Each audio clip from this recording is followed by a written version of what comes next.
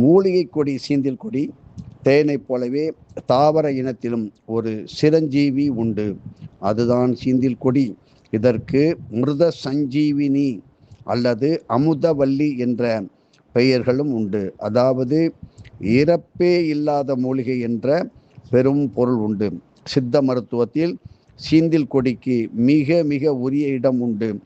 இது ஆன்மீக ரீதியாக பல ஹோமங்களில் பயன்படுத்தப்படுகிறது. சீந்தில் கொடியை கொண்டு செய்யப்படும் ஹோமத்தில் இருந்து வெளிவருகின்ற புகையானது எப்பேற்பட்ட ஏன் புற்றுநோயை அடியோடு நீக்குகின்ற சக்தி வாய்ந்தது.